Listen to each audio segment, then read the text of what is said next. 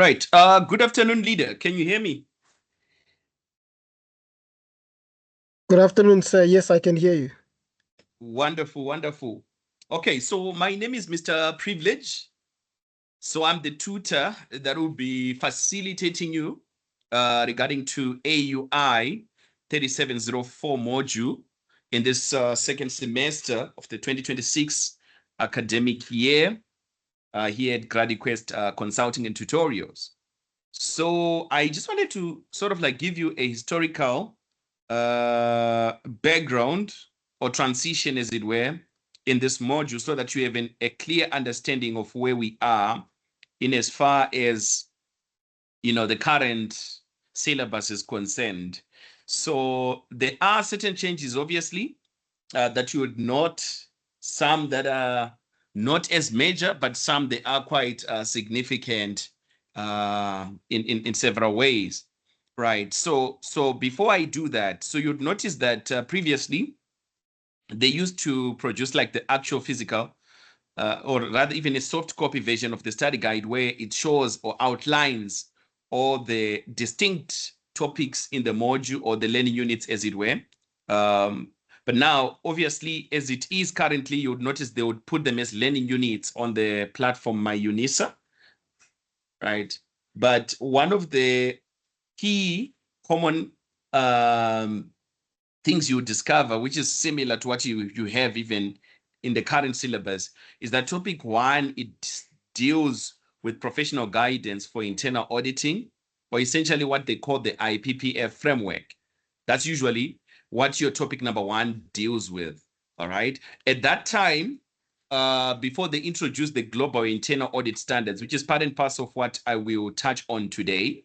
So before they introduced the global internal audit standards, it used to be called the IPPF framework, right, which stands for International Professional Practice Framework. So what that IPPF consisted of, leadership, it consisted of only but two types of classification. So you had what you call your mandatory requirements, and you had what you call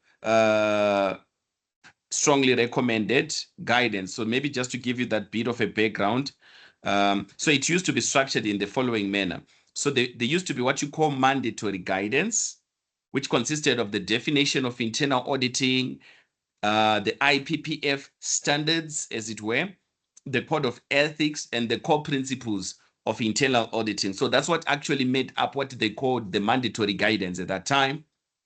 And then they also had the recommended guidance in the gray shaded color there, which consisted of two, namely your implementation guidance and supplemental guidance. But now that changed after 2024 when they introduced the global internal audit standards, which you are already probably familiar with, and you already have a copy of this, I believe, from the last communication and engagement that we had.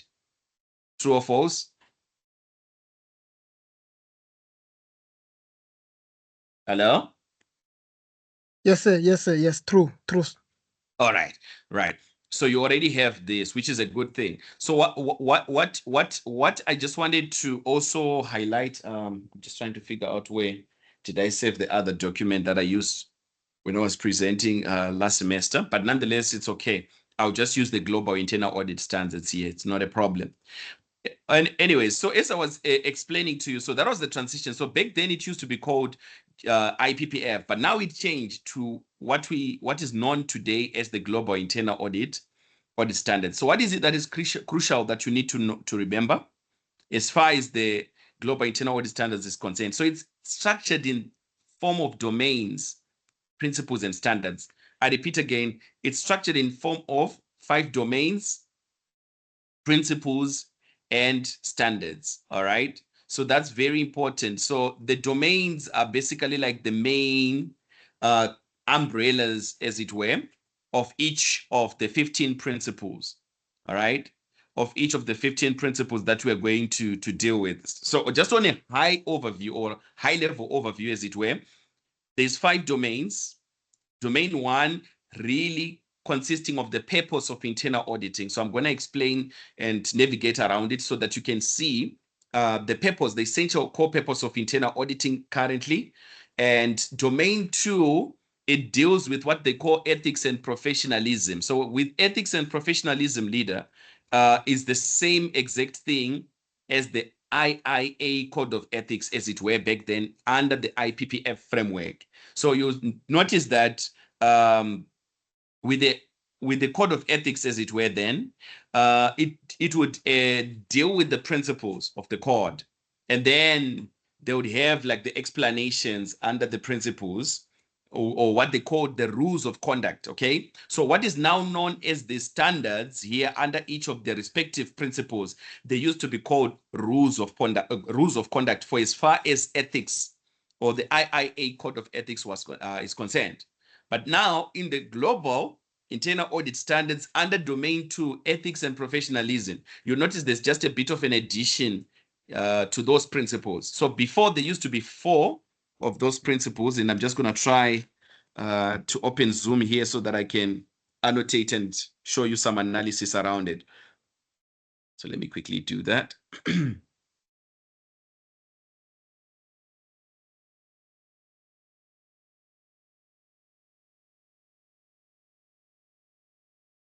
By the way, what I want to show you now, it can even help you to remember, these principles off by head, because in the context of an exam, you'll not be allowed to access your study materials. Why? Because it's a closed book examination. So, anyways, in any case, so to remember the 4, as it were, but remember there's an additional now in the ethics and professionalism domain. So how I would master, or how I mastered these principles, you look at the face of a human being. So it has got 2 eyes, a nose, and then of course there's a mouth. So the first eye that looks like a C there, it stands for competency, for the competency principle, which is principle number 3 there. The other eye stands for confidentiality. As internal auditors, we are expected to exercise confidentiality. That is to say, you should protect confidential information that is given to you or that is put under your trust, such that it should not be exposed in the wrong hands or in the hands of an authorized party. That's confidentiality, which is in this instance principle number 5, according to domain 2 of the global internal audit standards. Right.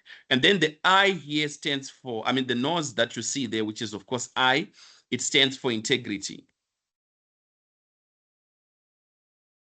So as internal auditors, we are expected to exercise integrity, which in this instance is principle 1 under domain number 2, ethics and professionalism. So with integrity, it has much to do with you having to exercise honesty in the way that you conduct your responsibilities, or that in the manner that you approach your internal audit activities as assigned to you, right? And you are also expected to exert due diligence in the works and the efforts that you put in. That's integrity. All right. So, of course, it does have other aspects, which, of course, are further detailed under the respective standards, as you can see under principle 1 there. Then the mouth, it stood for the principle of objectivity. The principle of objectivity. So with objectivity, essentially, it has much to do with your unbiased mental attitude. So as an auditor, you should be neutral in as far as your audit opinion and your audit approach or audit conduct is concerned. You should be neutral. In other words, you should not have an unbiased, you should not have a biased audit opinion or audit conclusion in as far as conducting your audit responsibilities are concerned. That's objectivity. It also implies that you should not allow anything that may cause or result in conflict of interest. So that's objectivity there. So these were the 4 common principles of the Code of Ethics back then under IPPF framework of 2017.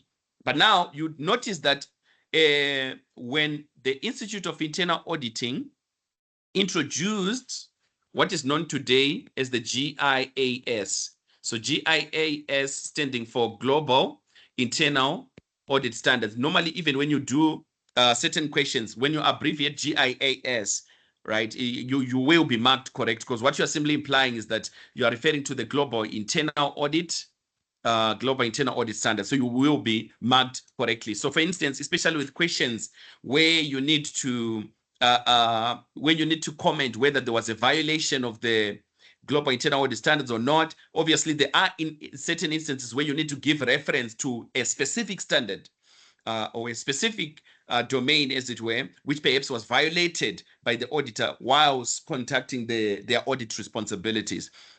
So there are things like that that you will do. So you can start your statement like this, where you'd say, according to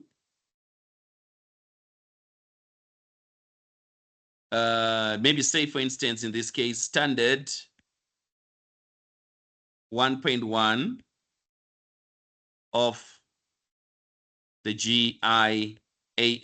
You will be marked correct for abbreviating like that, because they do know that it stands for the Global Internal Audit Standard. So it's something that is pre-approved already, right? Because even to write or to document the entire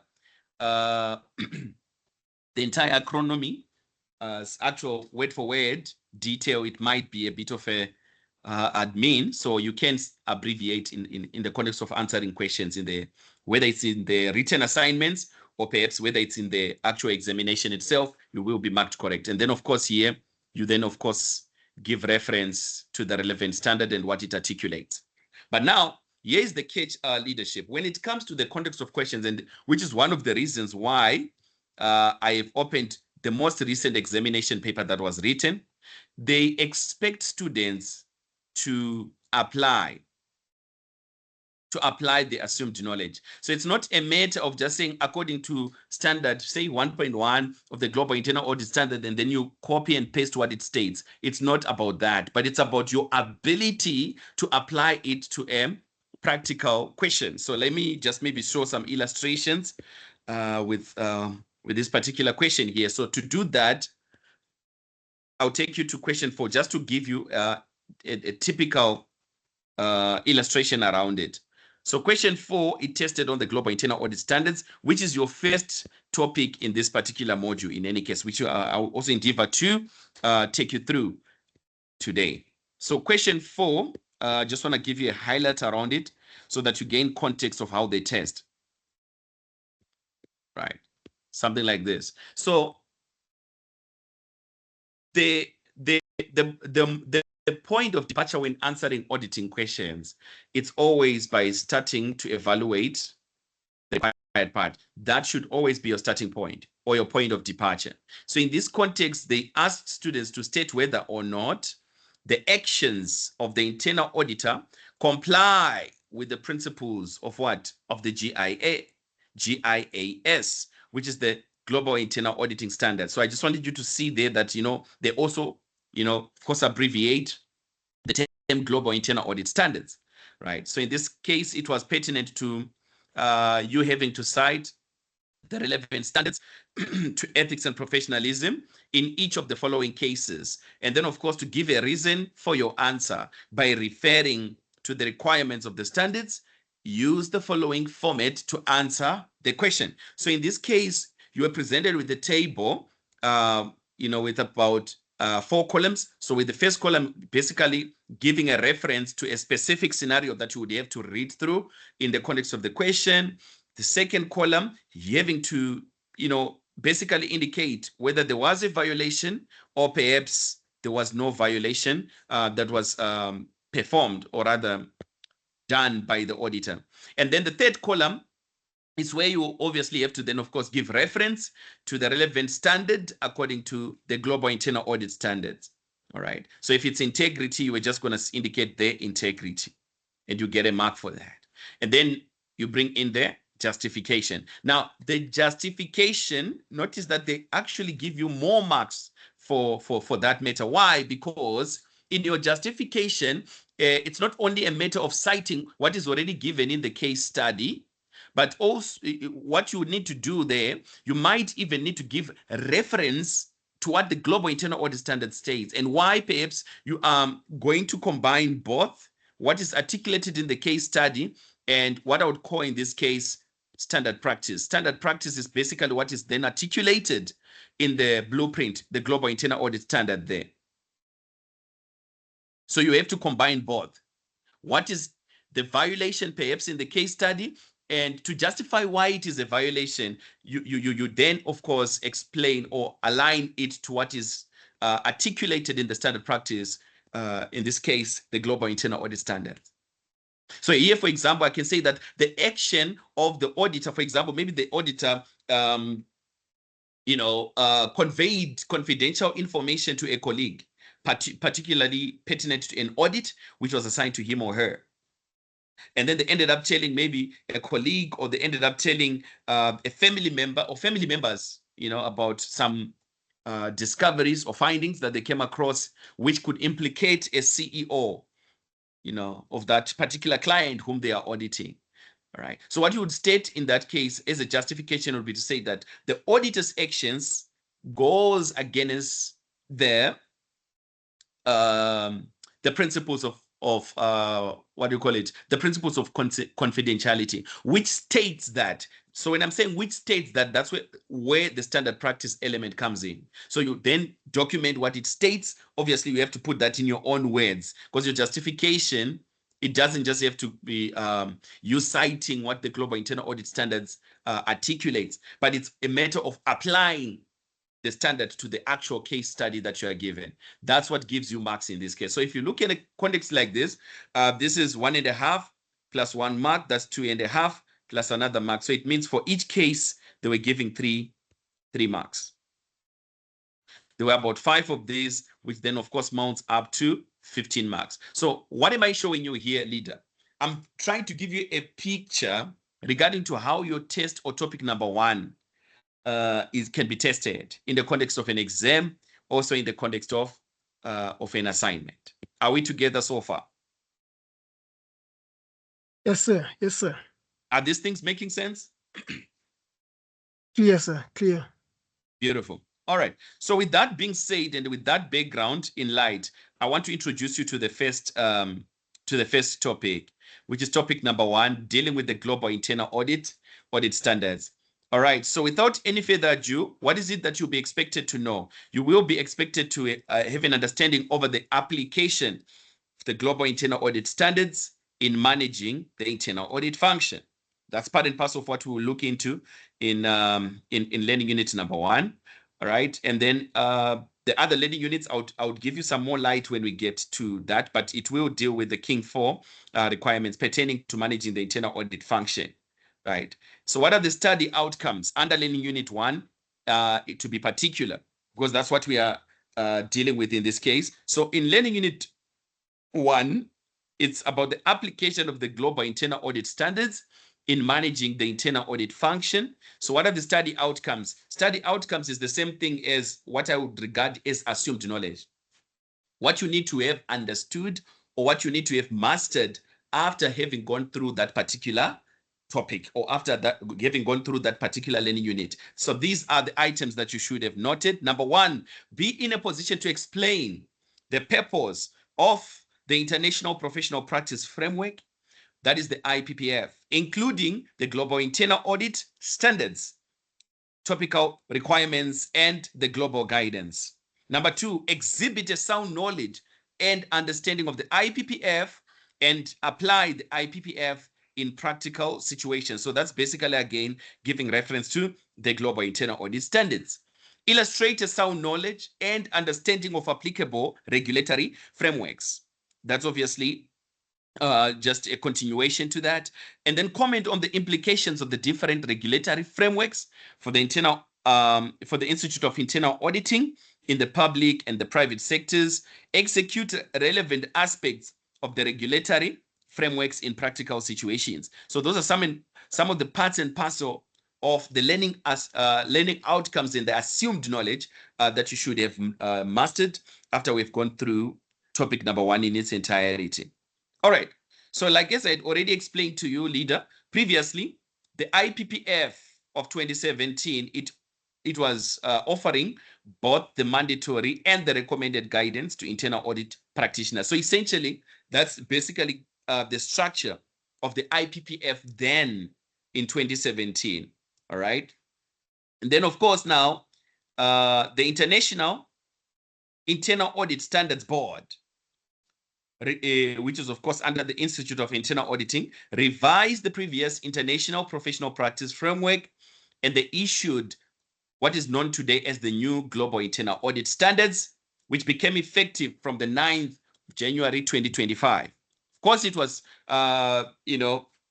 already made available sometime in 2024, but it only took effect in January of 2025. There's a video. There's a video link that you would notice in the notes, which kind of like gives the outline of that that transition there. If you click it, maybe in your own time,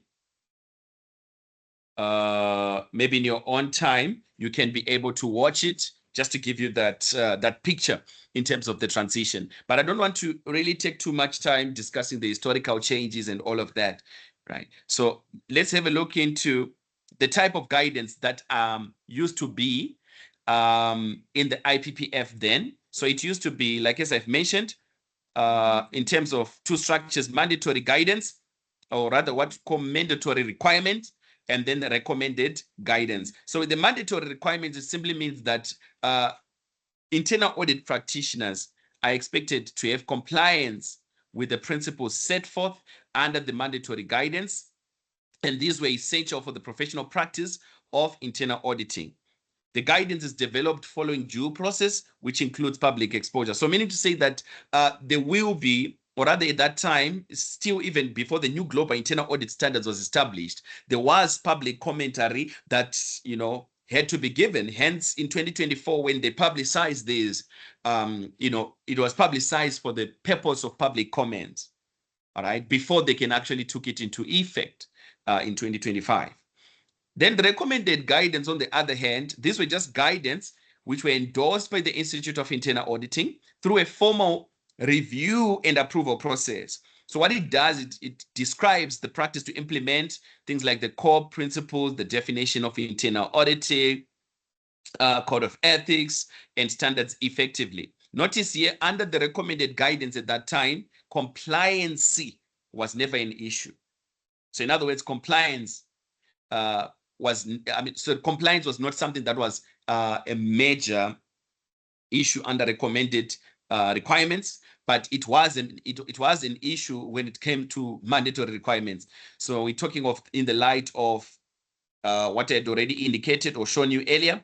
So internal auditors had to comply with the definition of internal auditing, had to comply with the IPPF standards, had to comply with the stipulations in the IIA Code of Ethics. They had to also comply to the core principles of internal auditing at that time. So those were your mandatory guidance or your mandatory requirements. But with the strongly recommended guidance, it was not much to do with the compliance per se, but it was just much to do with recommendations of things that were endorsed by the Institute of Internal Auditing. So they were in form of what you call implementation guidance and supplemental guidance. So now these implementation guidance and supplemental guidance, they are now integrated within your global internal audit standards that you have now. They are integrated here. I'll show you how they are integrated. Perhaps maybe to do that exercise, I just want to show you.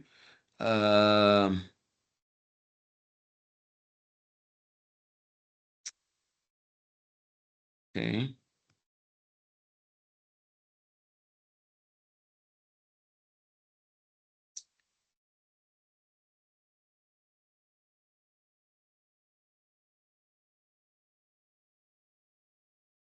All right, so let me just illustrate something there. Right, so notice the strongly recommended, it used to be called what? Implementation guidance. So I wanted to show you what an implementation guidance looks like. So in implementation guidance, it was more of, let me just say, further clarity on the application of the standards themselves. So you notice, for example, back then with the IPPF standards, it used to be made up of your attribute standards, and then there was your performance standards. So your attribute standards, they were what they called the 1000 series, for example. So what you'd notice there with implementation guidance, it would then give more light to say, when they say standard 1100, right, according to the IPPF standards, it talks about independency and objectivity, right? So now when you go into the implementation guidance leader, what you were going to discover there, they would give you an interpretation of what it means when we talk of independency and objectivity of an internal auditor.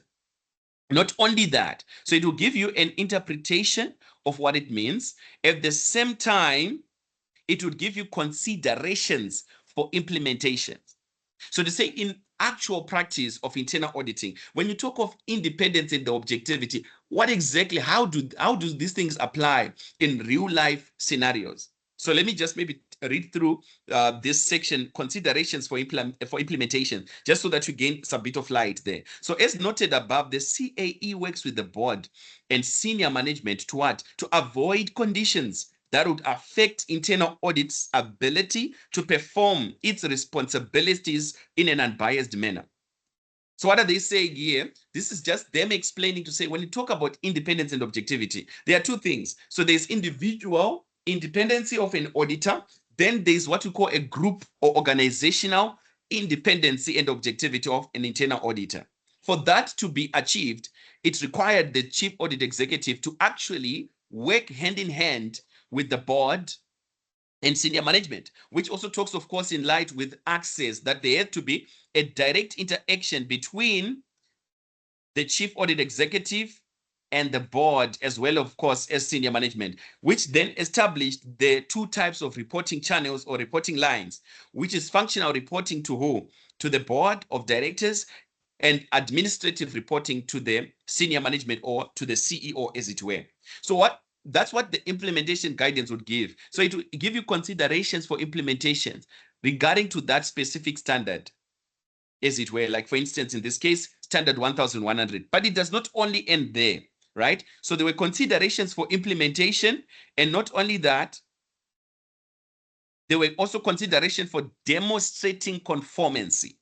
Consideration for what? Demonstrating conformance. So in other words, what are the conditions, dynamics that would actually tell us that the auditors are compliant as far as independence and objectivity is concerned? What are those specific actions that would give us an indication that indeed they are objective or they are being independent? So for example, multiple items may indicate conformance with the standards, including the internal audit charter itself, an organization chart with reporting responsibilities, an internal audit policy manual, which included policies on independence, objectivity, addressing conflicts and performance evaluations, training records, conflict of interest disclosures forms, and all that, right? So when we see conditions like that within the internal audit function of an organization, then we will know that somewhat there is, to a greater extent, conformity as far as maintaining of independency and objectivity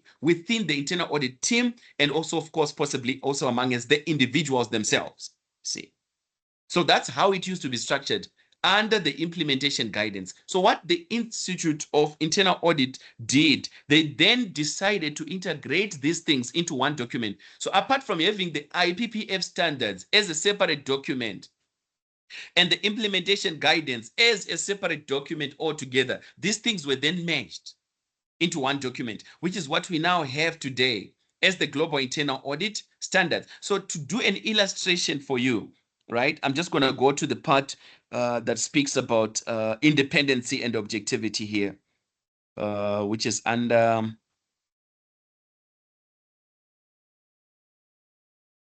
all right, Principle 7.1, Standard 7.1, organizational independency. So you'd notice now in the Global Internal Audit Standards, it will give you the requirements. I mean, obviously the requirements is part and parcel of the things that should be there, right? So in the implementation guidance, it was also there, which is the part which talks about getting started. So these are basically the requirements that are articulated here in the new Global Internal Audit Standards. And then from there, it goes further to considerations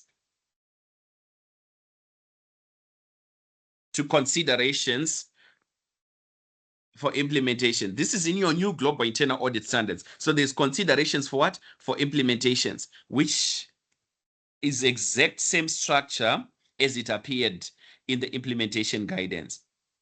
Just go back there, erase this. There it is.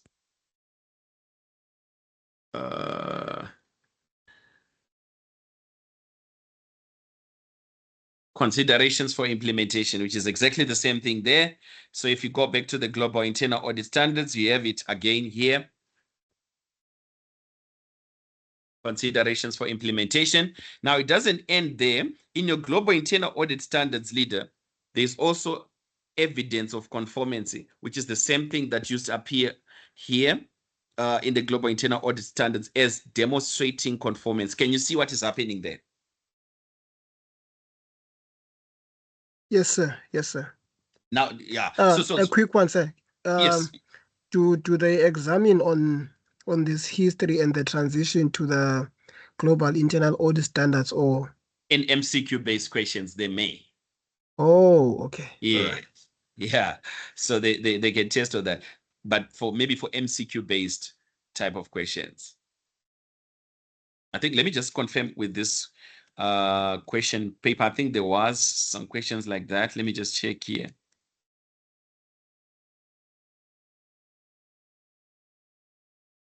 Okay. I'm trying to check if there was a question like that in the exam paper, because they did test it on MCQs here, but most likely the history around it will be something to do with MCQs, not necessarily in application-based questions. In this particular one, I don't necessarily see a question of that nature, but I'm pretty sure in your first assignment, you will get something along those lines. But the primary focus in the MCQs, what you would find, particularly with assignment 1, they would want to test your understanding of this in terms of its structure, things like that. That's what they would test in the first assignment. So it would be more to do with you having to link, say, okay, they give you maybe 5 domains, right? So they give you 5 domains without indicating what domain 1 is, right? And you just need to drag and paste the relevant description to domain 1, all right? And they do the same maybe with domain 2, something of that nature. You just need to then pick and drag the relevant description that aligns to domain number 2, for example. Those are the kind of questions you will get. They will be heavily based on the global internal audit standards. Let me just check if I have one of them here. If I did a print screen of this, I just want to check with these previous students from last semester. But yeah, those are pretty much the type of questions you come across. I just want to see if I have one of the questions here printed out. And by the way, the MCQs, they are completed on the system, so it's not downloadable questions. The only downloadable questions you get, it will be the written assignments, which is normally from assignment 2 going upwards. Did you confirm how many you have for this semester, sir? Let me double check, but I think it's 2. Let me check. Normally there are 3. But yeah, you can maybe, whilst you can check so long, whilst I'm looking for these questions here.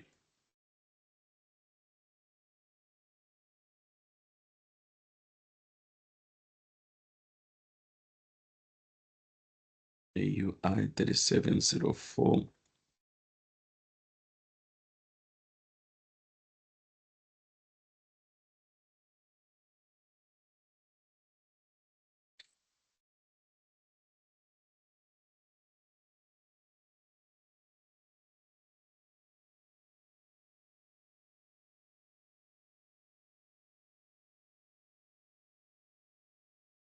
Did you find it?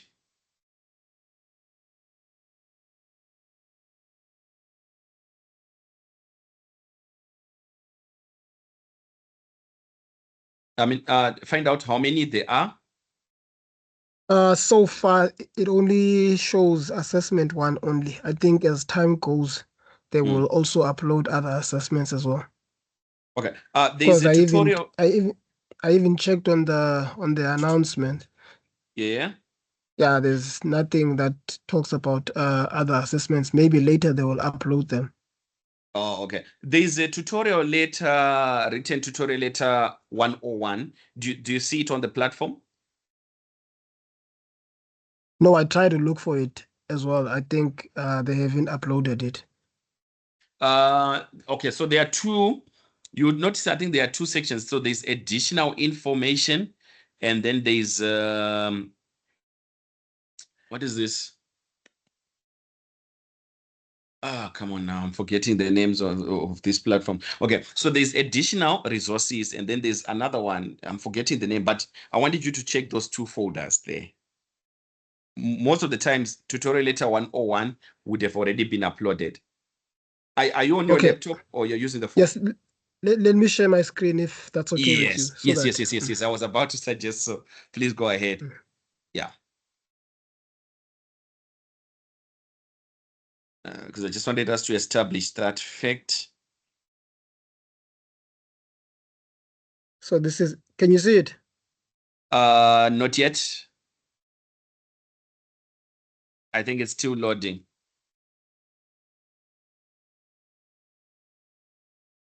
From my side, it's saying Yeah, sharing. now it's fine.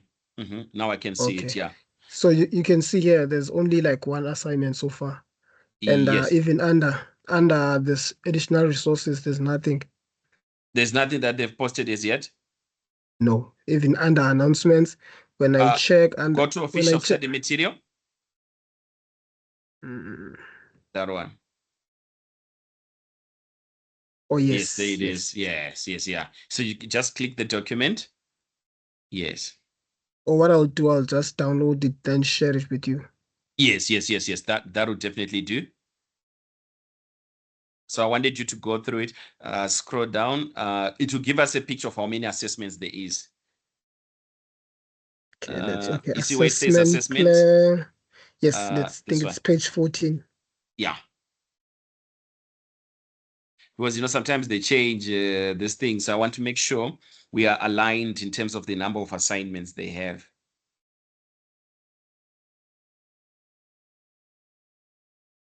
Students to test. For students to be tested. Yeah, I think we are Okay, on there the we go. assess. All right. Compulsory completion of academic integrity. No, no, no. Scroll further down. Yes, I wanted section 8. There you are. Assignments. Okay. No. Continue further down. Here it is. Here it is. 8.2.1. That's what I was looking for. Okay, it's 3. Yeah. But now remember they'll take 2. Is that so? Yeah, they take the best 2, I think. Oh, okay. So let's see, what are they saying? Assignment 1 and 2 comprise a combination of multiple choice questions and short essay type questions. Then assignment 3 will be a file upload, written or typed assessment. So it means all 3 assignments. Okay, let's see the average mark that you obtained for the 2 out of all 3 assignments. Okay, all right, all right. So it means they'll take the best 2 out of the 3. Yes, yes, yeah. Yeah. So that's important. I wanted us to establish that fact. If you may download, yeah, I think if you can share it with me, it would definitely help us for planning purposes.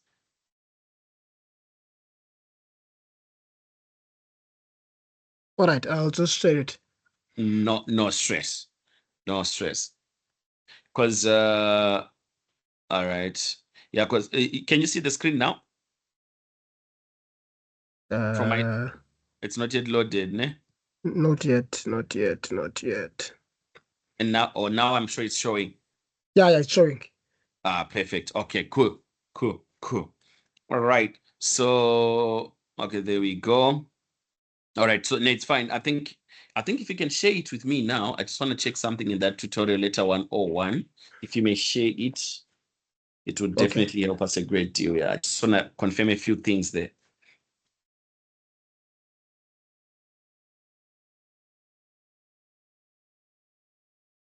I think you can share it on WhatsApp. Yeah, I'll do that. Yes, yeah. All right. So while I'm waiting for you to do that, we can continue. So yeah, so as I was explaining, look, there's been a transition from this to the new global internal audit standards. So now I want to talk about uh, oh, perfect. Thanks, leader. Got it. Right. So I want to talk about the purpose, the mission statement of internal auditing and the core principles. Right. So the purpose statement, it's something that is defined under domain 1, the purpose of internal auditing. So I'm also going to maybe navigate there so that I can just show you what is articulated under the purpose statement in line with my notes here. So according to the purpose statement, all right, internal auditing strengthens the organization's ability to create, protect, and sustain value by providing the board and management with independent, risk-based, and objective assurance, advice, insight, and foresight. So this is according to page 15 in the Global Internal Audit Standards. As you can see, that's page 15. So it gives an explanation of what? Of the purpose statement. So you can get a question in the MCQ where they can just want you to articulate, to indicate the correct definition of the purpose statement. Now, when it comes to the internal auditors enhancing the organization's value, how do they do that? How do they do that? Right? So I want to explain that. So to enhance the value within an organization, here is what the auditors should do. They should have the successful achievement. So they enhance the organization's successful achievement of its objectives. So when we help management to achieve their goals or meet their targets, that is part and parcel of value that can be obtained through our services. Number 2, by enhancing the organization's governance, risk management, and control processes. So meaning to say, if we look at any department, be it, maybe it's the IT department leadership, what you discover is that in the IT department, these 3 processes, governance is there, risk management is there, control processes is there. Okay, why? Because these individuals, or rather this department, it has its own departmental goals and objectives that will be set. Like any other department, they will have goals, be it its monthly goals or monthly targets, quarterly goals, quarterly targets, or even annual goals and annual targets. For them to achieve those goals and targets, there is need for them to have structure. And when talking of structure leadership, that's where governance processes comes into play. So when talk of governance processes, it involves things like this: policies. So if I'm evaluating the governance processes, the governance of an organization, what I'm looking at is I'm looking at policies that they have in place. I'm looking at the frameworks that they have in place. What are these frameworks? It could be risk management frameworks. When I'm talking about governance leadership, I'm concerned about the strategies that they are applying. All right. I'm concerned about, so I've mentioned about policies. I'm concerned about whether they've got an ethical code of conduct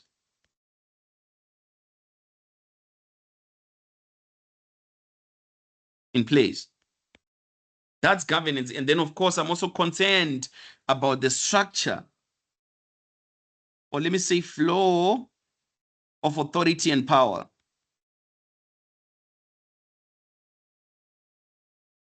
So if there's a flow of authority and power, and which is something that we normally see through what we call organograms. or flow charts. Sometimes some other organizations will just give you like a flow chart or an organogram showing you the flow of authority and power in that organization. So you're usually with things like that, at the very top there, it will be the board of directors as their main decision making power, followed obviously by the CEO somewhere there. And then from the CEO, there will be other executive, senior executive. Maybe it can be, if it's this Department of Finance or Finance Department, they'll be having the chief financial officer there. If it's the IT department, normally it's the chief information officer, human resource director somewhere there, things like that, COO. And then, of course, within the respective departments, they would have, other subordinates there, things like that, right? So that's an organogram or a flowchart diagram, all right? All these things, they are speaking to what? To governance processes, which we as auditors, when we come in, we are supposed to improve how they are doing things as far as governance is concerned. But it doesn't end there. For them to achieve goals and objectives, okay, there's need for them to have controls. Control processes. I'm trying to help you to understand in detail to say, when you talk of control processes, what are these? I mean, you cannot be able to achieve your goals and objectives unless otherwise you have got proper controls, which mitigate what? Which mitigate the risks that the company may be exposed to. And that's where risk management comes into play.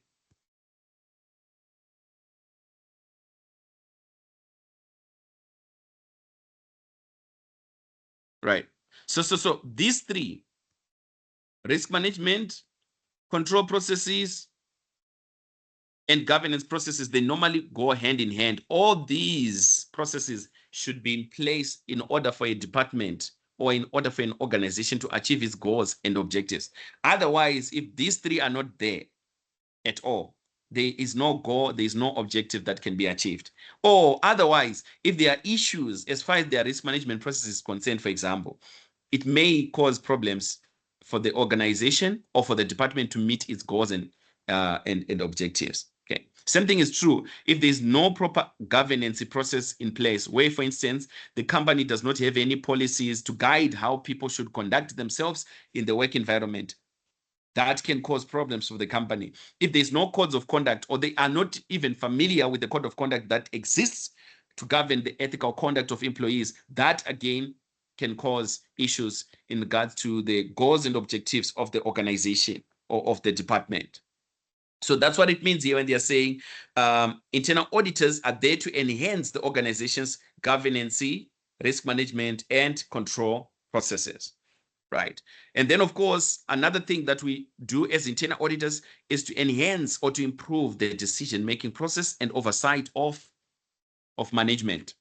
We also help the organization improve in terms of its reputation and credibility to who? To its stakeholders. And we also help them to improve in terms of their ability to serve public interest. Leadership, these things that are enlisted here as aspects that the internal auditors enhance, this you can be tested in an MCQ-based question. That's why I took time to explain that.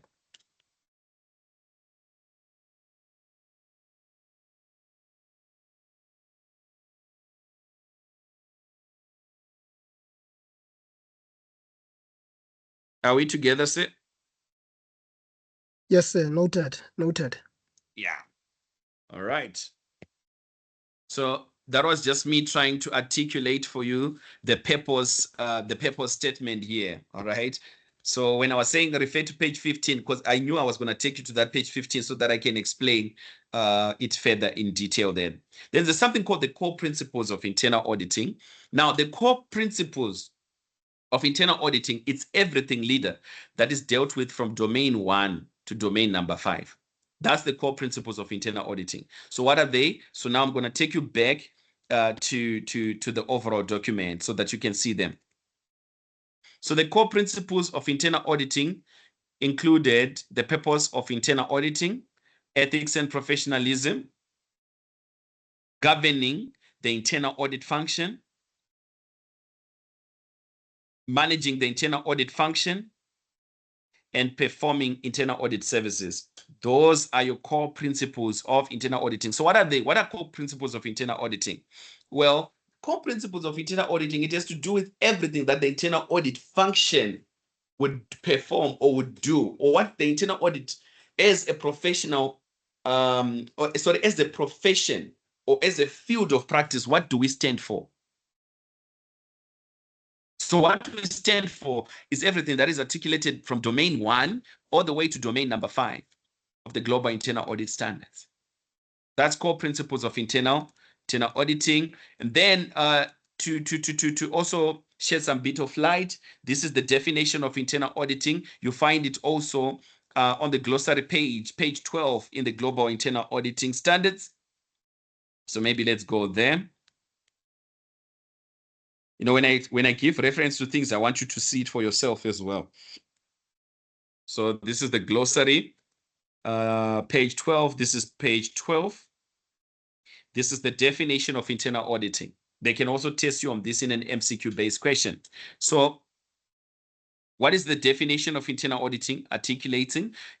It articulates that internal auditing is an independent, objective assurance and advisory service designed to add value and improve an organization's operations. It helps an organization accomplish its objectives by what? Bringing a systematic, disciplined approach to evaluate and to improve the effectiveness of governance, risk management, and control processes. That's exactly what we have here. I just try to break it down so that it becomes, easier to articulate the definition. So it's basically, again, repeat, independent, objective assurance and consulting activity designed to add value and to improve an organization's operations. It helps an organization accomplish its objectives by bringing a systematic, disciplined approach to evaluate and to improve the effectiveness of risk management, control, and governance processes. This is how it used to be according to the IPPF. But obviously, when it changed, it's still the same thing, really. Nothing has changed, really, as far as the definition is concerned. It's pretty much exactly as it appears in the GIAS over there. Okay, let's continue. The Code of Ethics.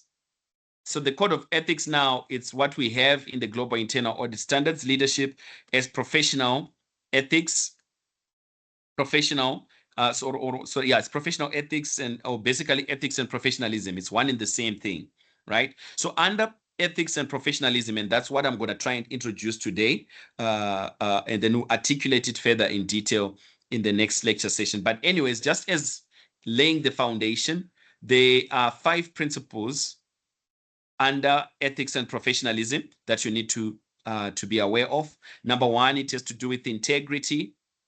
So you need to demonstrate integrity as an auditor.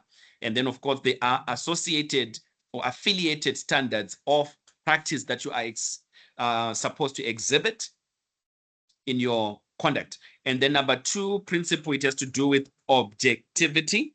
There are standards of practice that we are expected to exhibit to show that we are objective in as far as carrying out our assigned responsibilities is concerned. And then, of course, there is a principle of competency. So competence, it has to do with your capabilities as an auditor, and also it has to do with improving your capabilities, of course, through continued professional development. That's under principle number 3 on competency. Then principle 4, it deals with what we call due professional care. Due professional care. So with due professional care, it has much to do with how you carry out your audit responsibility. You are supposed to be professional. Professional, in this sense, it implies you're supposed to conduct your responsibilities in line with the recommendations or stipulations, rather, in this case, of the Global Internal Audit Standards. So in other words, you perform audit assignments or audit responsibilities according to the Global Internal Audit Standards. Due professional care, it means like your information or your reports, they are free from error, and they have supporting evidence to it. Whatever that you put in your report, audit report, for example, it supported with relevant evidence. That's due professional care. Then, of course, professional skepticism. On the other end, it has to do with, you have to validate every information that comes to your hands. You can't just take everything presented to you by management as is. You need to verify. That's professional skepticism, right? And then last principle, it has to do with confidentiality, which has to do with protecting the information that is given or put into your trust, right? So there we go. Demonstrate integrity. So internal auditors should demonstrate integrity in their work and even in their behavior. Objectivity, internal auditors should maintain an impartial and unbiased attitude when performing internal audit services and making certain decisions. So what is an unbiased mental attitude, leadership? An unbiased attitude, it has to do with, and such an attitude that when it comes to your conclusion, audit conclusions, it should not be influenced by management or by any other external party. It should be one that should be on the basis of the evidence that you have gathered as an auditor, and there's nothing whatsoever that is compromising your conclusion. That's an unbiased mental attitude. Then competency has to do with internal auditors being able to apply the knowledge, the skills, as well as their abilities to fulfill their roles and responsibilities successfully. Hence, I mentioned that competency has to do with your capabilities as an auditor, and also, going about improving or developing yourself professionally. So that includes like going for professional training workshops, attending professional training developments, workshops, of course, and then, of course, also engaging in continued academic development. So not only limiting yourself from just a degree in internal auditing, you also proceed further to do your postgraduate qualifications. See, be it at honors level, be it at master's level. If you want to, then of course specialize with the practice, with the academia, then you have to do your PhDs and other things. See, due professional care, as I've mentioned, internal auditors apply the knowledge, skills, and skills and experience needed in the performance of internal audit services. Maintain confidentiality, as I've mentioned. The internal auditors use and protect the information appropriately.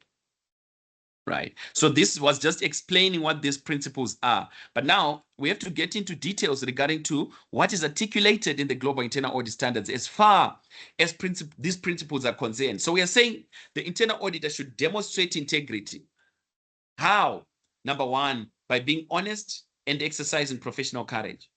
Number two, by complying to the organization's ethical expectations. So as an organization, they will have their own ethical expectations, which is why there's what they call a code of conduct that governs behavior, okay? Be it from internal point of view or by their engagement with external parties. Think about with customers. There are certain terms and conditions that as a customer, if you are to buy something on contract or on credit with a certain company, they will say you need to agree to the terms and conditions of the contract. Some of it will include ethical expectations of the organization, okay? And then, of course, still further with the integrity aspect, internal auditors are supposed to perform the audit responsibilities in line with the law. So everything should be legal and in an ethical manner. So I give references, obviously, to what is, to the relevant pages in the Global Internal Audit Standards, where it articulates in detail according to these respective standards. So, for example, if you go to standard 1.1 here, honesty and professionalism, and professional courage, what exactly does it mean? So internal auditors must disclose all the material facts that is known to them, that if not disclosed, it could actually affect the organization's ability to make well-informed decision. So if you're honest as an auditor, it means you make full disclosure of material facts that is known to you or that has been presented to you. Professional courage, you are not influenced whatsoever by anything, be it management. There's nothing that stops you to disclose material facts that are known to you. That's professional courage. You're truthful, you are accurate, you are clear, you are open and respectful in your engagement and as well as in your communications to the relevant parties involved in the audit engagements that you are going to embark on. You see, something like that. Does it make sense? Leadership. Yes, sir. Yes, sir. Right. So you know what I would do in lecture, because this was just an introduction. And I just wanted to lay, I will make it an hour just because it's just an introduction. But in lecture number 2, which will happen, of course, next week, Thursday, from 6 p.m., I will get into the details regarding to these principles because we have to discuss them. We have to get into details regarding to the principles and the standards themselves, what they articulate in detail. Once we are done with that, we will definitely then do the demonstration by looking into practical questions from the past exam paper. In this case, it will be your question number 4. Sorry, question number 5, I meant. Okay. Your... I'll also read through as well before the class so that it can be an interactive session. Yes. Actually, question 4 and 5, they were dealing with the global internal audit standard, which was how much? Let me just check the mark allocation for this paper.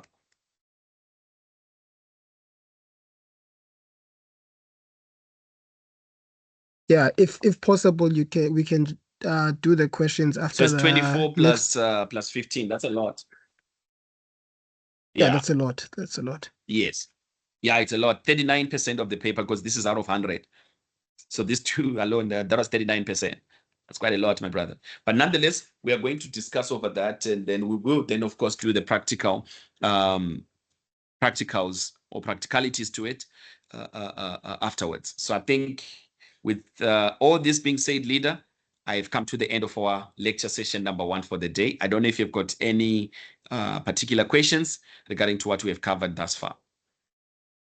No, sir. Everything is clear so far. Beautiful. I'll just go through domain 1 and 2 before Thursday's class. Please, that will definitely do. Because it will give you some shade light, and also it will help us to move quicker with covering them and then doing some practical questions from past exam papers or past assignments, actually. All right. Thank you, sir. Thank you. Thank you, my good sir. All right. I think you might have other individuals joining, but I think for now, because we've already done the introductory class, I will have to share the recording with them in order for them to follow through what we have covered thus far.